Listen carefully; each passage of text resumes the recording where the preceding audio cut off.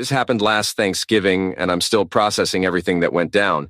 Fair warning, this gets pretty intense and involves some serious family drama that completely destroyed relationships. But sometimes people need to learn that treating others like garbage has consequences.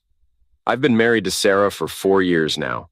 Her family, the Blackwells, are what you'd call old money types. At least they present themselves that way. They live in this massive colonial house with perfectly trimmed hedges, cobblestone pathways, and enough crystal chandeliers to light up a small city. Everything about their lifestyle screams wealth and refinement, from the way they arrange their dinner parties to how they talk about their yearly trips to Martha's Vineyard. The problem is, I come from a completely different world. My dad worked construction his whole life. My mom cleaned offices at night to make ends meet. I put myself through college doing manual labor and gradually worked my way up in commercial real estate. Not glamorous work, but honest work that taught me the value of every dollar and every deal. From day one, the Blackwells made it crystal clear that I wasn't their kind of people. It started small, little comments about my humble beginnings or jokes about how Sarah had married down socially. They'd ask when I was going to get a real job in finance or law, completely dismissing the fact that I was actually doing quite well in property management. But the real humiliation came during family gatherings. Every single holiday, birthday party, or family barbecue followed the same degrading routine. I'd pull up to their circular driveway in my pickup truck, usually carrying some expensive bottle of wine or whiskey as a peace offering. I'd walk up to the front entrance like any normal guest would, only to have Sarah meet me at the door with that apologetic look in her eyes. "Kitchen entrance today," she'd whisper, glancing back to make sure her parents weren't watching. "You've been working all day, and guests are using the front door. You understand, right?" And like an idiot, I'd nod and walk around to the side of their house, past their manicured gardens and imported stone features, to enter through the service door like I was delivering groceries. Once inside, I'd find myself relegated to the kitchen while everyone else mingled in their formal living spaces. I'd sit on a bar stool at their granite island, eating off paper plates while they dined on fine china under antique chandeliers. The catering staff would buzz around me, and I'd overhear Sarah's relatives making jokes about the blue-collar husband who got lucky enough to marry into their family. Sarah's father, Robert, perfected this art of talking down to me without technically being rude. He'd pat my shoulder and say things like, "Keep working hard, sport," or ask if I needed help understanding the stock market discussions happening in the next room. Sarah's mother, Victoria, was even worse. She'd smile sweetly and suggest I might be more comfortable watching the football game in the den, rather than joining their adult conversations about politics and business. The worst part wasn't even their condescension. It was how Sarah just let it happen. She'd shrug it off with, "That's just how they are," or "Don't let them get to you." She never once stood up for me or questioned why her husband had to sneak in through the back door of family gatherings. I started to wonder if she was actually embarrassed by me too. But here's what none of them knew, what they never bothered to ask about during all those years of dismissing me as some lucky blue-collar guy who married above his station. I own their house, and about 40 other properties throughout the state. See, while they were busy playing aristocrat and looking down on my simple real estate work, I was quietly building one of the most successful commercial property empires in the region. My company, Sterling Holdings, manages everything from downtown office complexes to luxury apartment buildings. I've got contracts with the city, relationships with major developers, and a portfolio worth more money than their entire extended family could dream of.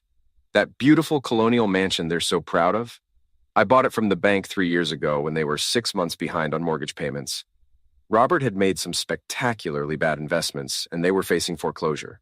The bank was ready to auction it off when I stepped in and purchased it outright. I let them stay as tenants paying below market rent because Sarah begged me to save her childhood home. They had no idea their landlord was the same man they made eat Thanksgiving dinner in the kitchen. So last Thanksgiving arrives, and I'm going through the same humiliating routine I've endured for years. I show up with a bottle of aged scotch, something that costs more than most people spend on groceries in a month. Sarah meets me at the front door wearing this cream-colored dress that matches her mother's taste for neutral, expensive fabrics. "Guests are using the front entrance," she says without even looking me in the eye. "You've been working all day. You understand the situation, right?" I felt that familiar knot in my stomach, that mixture of anger and resignation I'd learned to swallow. But I nodded like always and handed over the scotch. our fingers brushing for just a moment before she turned away. I walked around to the kitchen entrance, my boots crunching on the gravel driveway they'd had professionally installed last summer. The irony wasn't lost on me that I'd technically paid for that driveway through property maintenance expenses. I passed by their newly landscaped gardens, their imported garden furniture, all the little touches they used to demonstrate their refined taste to the neighbors. The kitchen was already bustling with activity when I entered. Professional caterers in black uniforms were arranging appetizer trays, while the massive turkey roasted in their commercial-grade oven.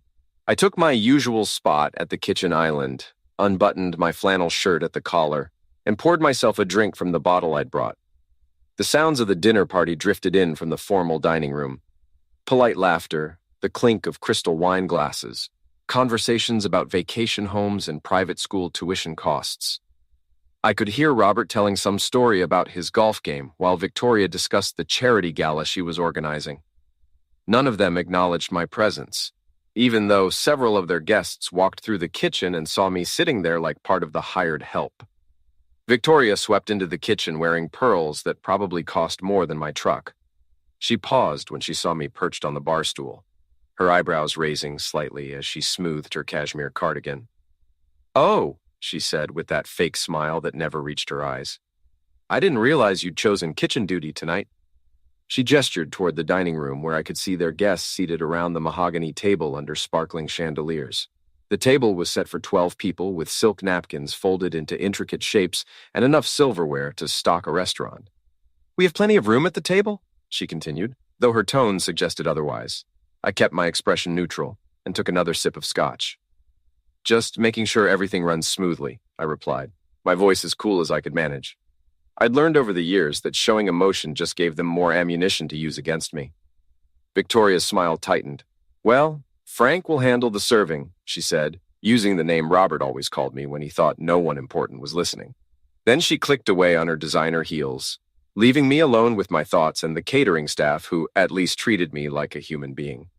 I sat there picking at a turkey sandwich one of the caterers had made, watching my reflection in the stainless steel backsplash. Dark eyes, strong jawline, the face of a man who'd built everything he owned from nothing. They saw a working-class husband who'd gotten lucky. I saw someone who'd earned every inch of respect he deserved, even if these people were too blind to give it. The dining room continued its symphony of forced politeness while I ate my sandwich in the kitchen like a servant. I could hear them discussing non-essential topics, the weather, neighborhood gossip, complaints about their golf club's new policies. They laughed at inside jokes and shared stories about people I'd never be invited to meet. For years, I'd listened to them dismiss my work as playing with buildings, while they inherited their wealth and called it success. That's when everything changed. I was halfway through my dry sandwich when the front door opened with the kind of authority that makes everyone stop talking.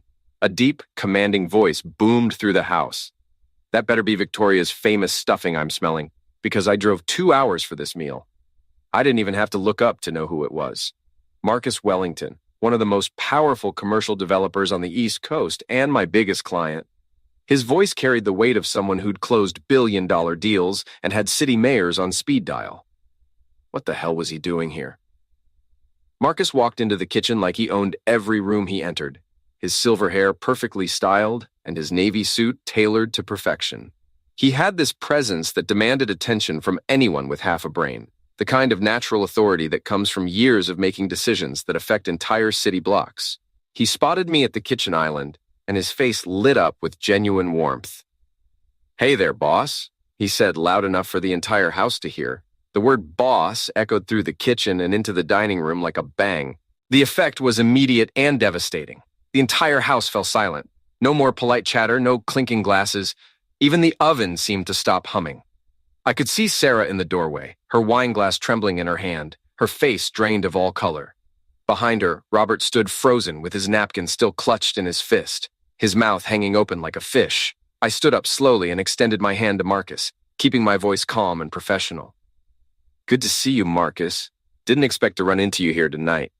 His grin widened as he clasped my hand in both of his, giving me that shoulder clap, reserved for people he genuinely respected. "Wouldn't miss Victoria's Thanksgiving for anything," he said, completely oblivious to the tension filling the room. "Listen, I can't thank you enough for that Burlington project. Sterling Holdings made the whole deal possible. I could feel every eye in the house turning toward us. Sarah's sister had appeared in the kitchen doorway, her wine glass frozen halfway to her lips. Uncle Howard, who had once called me just a guy who got lucky with Alina, stood there looking like he'd seen a ghost. Marcus kept talking, his voice carrying easily into the dining room where everyone was now straining to hear every word. The City Planning Commission was giving me hell about those zoning variances, but your connections smoothed everything over. And don't get me started on the permit process. What should have taken 6 months you got done in 3 weeks. He leaned against the kitchen counter, completely comfortable and unaware that he was detonating bombs with every sentence. I've been telling everyone in the industry, if you want real estate done right in this state, you call Sterling Holdings. This guy knows every commissioner, every inspector, every legal loophole worth knowing. The silence in that kitchen was so complete, I could hear the antique clock ticking in the hallway. Victoria gripped the back of a dining chair so hard her knuckles went white. Robert made this strangled laughing sound that died in his throat before it could become actual laughter. Marcus turned toward Robert with a puzzled expression. "Didn't realize the house was so quiet tonight," he said, gesturing around at the stunned faces. "Usually you folks keep things pretty lively during the holidays." Robert's voice cracked when he finally managed to speak. We didn't realize you two were so well acquainted." Marcus's eyebrows shot up in amusement. "Acquainted? Hell, I wouldn't have made half my deals this year without Sterling Holdings backing me up. Your son-in-law here runs one of the most successful property management companies in the region. I trust him with deals worth tens of millions." The word millions hung in the air like a physical presence. I watched as the reality of what Marcus was saying sank into every face around me.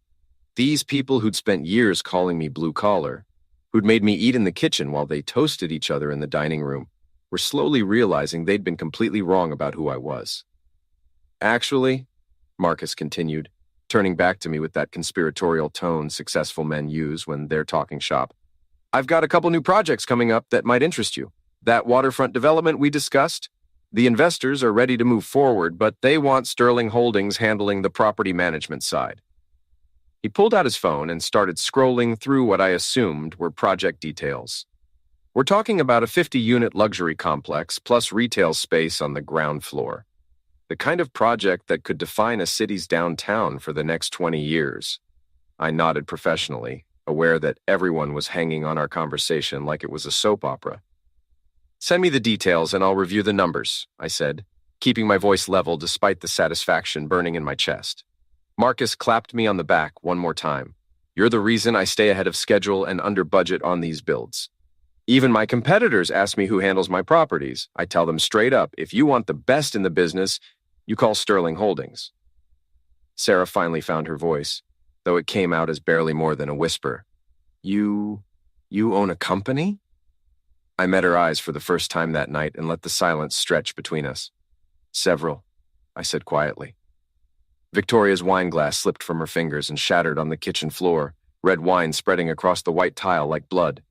She stared at the mess for a moment, then looked back at me with an expression I'd never seen before, something between shock and fear. Marcus seemed to finally pick up on the tension in the room.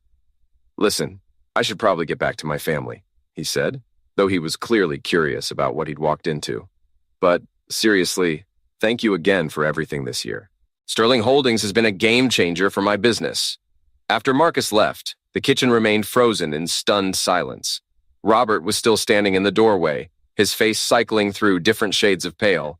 Sarah's mother had started to clean up the broken wine glass with shaking hands, her pearls clicking against each other with each nervous movement. I could hear whispers starting up in the dining room, fragments of conversations as their guests tried to process what they'd just witnessed. Someone mentioned my company name. Someone else was asking how long I'd been in commercial real estate. The careful social order they'd maintained for years was cracking apart in real time. Robert finally managed to speak, his voice thin and strained. "You own buildings?" I took another sip of scotch and met his gaze steadily. 43 properties across 3 states, I said. Office buildings, apartment complexes, retail spaces. Sterling Holdings manages about $200 million in commercial real estate. The number hit him like a physical blow. He actually stepped backward, his hand reaching for the doorframe to steady himself. Victoria made a small sound that might have been a sob or a gasp. Sarah was staring at me like she'd never seen me before, her mouth opening and closing without any sound coming out. In that moment, I realized she genuinely had no idea who she'd married. She'd been so convinced by her family's narrative about me that she'd never bothered to ask what I actually did for a living. I stood up from the bar stool and straightened my flannel shirt, feeling taller than I had in years. "I need to get going," I said, my voice calm and controlled. "Early meeting tomorrow with the Planning Commission about a new development downtown." I walked past them toward the kitchen door, then stopped and turned back. "By the way, the rent check is due on the 1st of the month, same as always." The confusion on their faces was almost comical. Robert's brow furrowed as he tried to process what I'd said. "Rent check?" I smiled for the first time that night, a cold expression that didn't reach my eyes. "For the house, Robert. Your lease payment to Sterling Holdings. 3 years running now, though I don't think we've ever met in person during a business transaction."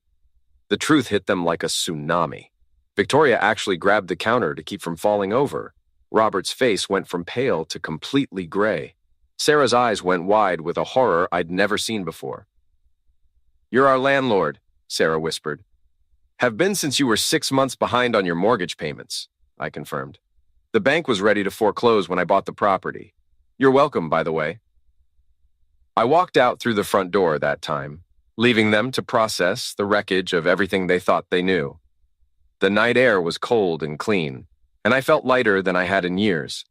Behind me, I could hear raised voices starting up. Confusion, anger, panic as they tried to figure out how they'd gotten everything so wrong. The next few weeks were when things got really interesting. See, the Blackwells didn't take this revelation well. Instead of maybe reflecting on how they'd treated me or attempting some kind of apology, they decided to go on the offensive. It started with anonymous phone calls to city inspectors reporting supposed violations at my properties, fire code issues that didn't exist, safety problems that were pure fiction. Then came the fake online reviews from accounts with no history, claiming I was a slumlord who pressured tenants and ignored maintenance requests. Someone called my insurance company with concerns about my business practices.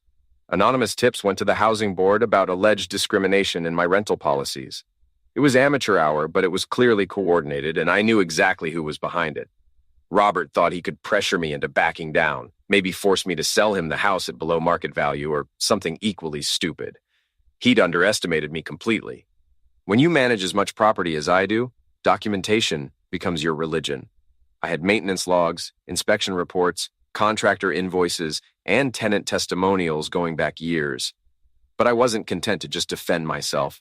I hired a private investigator to trace all the fake reviews and anonymous complaints. Took about a week to connect them back to a bottom-tier PR firm that Robert had hired to manage the situation. They'd been sloppy, leaving digital fingerprints all over their sabotage attempts. That's when I decided to go nuclear. I took out a full-page advertisement in the regional business journal. No fancy graphics or marketing speak, just the truth laid out in black and white with all the supporting evidence. When family becomes a liability, a case study in professional sabotage. I didn't name Robert or Victoria directly, but anyone in the local business community could connect the dots. The fake review screenshots with their timestamps, the phone logs showing calls from the same number to multiple agencies, even email chains the PI had obtained showing the coordination of their campaign. The fallout was swift and brutal. Robert's own development projects started facing mysterious delays. Permits that should have been routine got lost in the system. City inspectors suddenly became very thorough when reviewing his applications. Investors began pulling out of his deals, citing reputational concerns. Victoria's charity work dried up overnight. The society ladies who'd once competed for invitations to her dinner parties suddenly had scheduling conflicts. Their country club membership got reviewed for the first time in 20 years. Sarah called me every day for 2 weeks, leaving voicemails that started angry and gradually became desperate. "You're destroying my family," she sobbed in one message. "This isn't who you are. We can fix this if we just talk." But I was done talking. I was done pretending their approval mattered to me. I was done being the man who used the back door while they celebrated in the front of the house. Robert tried one last desperate play about a month after Thanksgiving. He called me up, his voice artificially jovial, and invited me for a family dinner to clear the air. Just the 4 of us, he promised. No guests, no show. I agreed, mostly because I was curious what kind of scheme he'd cooked up. When I arrived at the house, my house, that night, they'd set the dining room table for four with their finest china and crystal. Robert greeted me at the front door with a handshake that felt rehearsed, his smile stretched so wide it looked painful. The dinner itself was a formality: overcooked chicken, vegetables that had seen better days, and conversation so forced it was almost comedic. Robert waited until the plates were cleared before he made his pitch. "We've been working on a new development concept," he began, pulling out a manila folder filled with architectural renderings and financial projections. "Mixed-use space downtown, retail on the ground floor, luxury apartments above. We think it could be a real game changer for the city." He slid the folder across the table like he was presenting the Holy Grail. "Obviously, we'd need a partner with experience and capital, someone who understands the local market and has the right connections." I flipped through the pages, scanning the amateur hour business plan and laughably optimistic financial projections. It was clear they'd thrown this together in desperation, hoping to somehow salvage their reputation by attaching themselves to my success. "Let me understand this correctly," I said, closing the folder and meeting Robert's eyes. "You want me to risk my company's reputation and capital on a project you dreamed up last week, after spending months trying to destroy my business with fake complaints and online reviews?" Robert's face reddened, but he tried to maintain his composure. "That was a misunderstanding," he stammered. "Family dynamics, you know how it is. This is business. This is our chance to work together, to build something as a family." I stood up, the chair scraping against their hardwood floors. "Family," I repeated, letting the word hang in the air. "Funny how I suddenly became family when you found out I owned your house." Sarah reached across the table, her eyes glistening with tears. "Please, we can start over. Dad didn't mean for things to go so far." I looked at her, really looked at her, and saw someone who'd spent our entire marriage letting her family define who I was, without ever bothering to find out for herself. "No," I said quietly, "we can't start over, because this isn't where it started. This started the first time you made me walk around to the kitchen door. This started every time they called me lucky for marrying you, and you said nothing." I left the folder on their table and walked out through the front door, feeling like I was shedding an old skin. Behind me, I could hear Sarah crying and Robert's voice rising in anger, but I didn't look back. The divorce papers were straightforward. No shared assets, since everything I'd built predated our marriage. No alimony, since Sarah had never contributed to the business. Clean break, simple signatures, the end of a chapter I should have closed years earlier. Sarah signed without contesting anything. I think by that point she understood that she'd been married to someone she'd never really known, someone she'd never bothered to understand because her family's version of me was easier to accept. 6 months later, I terminated their lease. Nothing vindictive, just a standard 30-day notice citing my intention to renovate the property. They scrambled to find something else in their price range, which turned out to be considerably smaller than what they were used to. I heard through mutual acquaintances that Robert had to take a job working for someone else after his development company folded. Victoria started shopping at regular grocery stores instead of the gourmet markets she'd frequented for decades.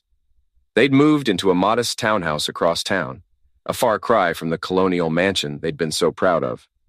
That house sits empty now while I decide what to do with it. I've thought about turning it into luxury apartments or maybe selling it to another family who might appreciate its history. What I won't do is let people live there who think some folks deserve the front door and others belong in the kitchen. Sometimes I drive by their new place, a simple 2-story building in a development that would have horrified them 5 years ago. I don't do it to gloat. I do it to remind myself of what happens when people mistake kindness for weakness, when they assume that quiet competence means you're not worth their respect. The Blackwells taught me something valuable during those years of humiliation and condescension. They taught me that some people will never see your worth, no matter how much you achieve or how patient you are with their ignorance. But they also taught me that building something real, something undeniably successful, gives you the power to walk away from people who don't deserve a place in your life. I've got a new woman in my life now, someone who knew what I did for a living before she knew my last name. She's never asked me to use a back door, never apologized for my work clothes or my truck.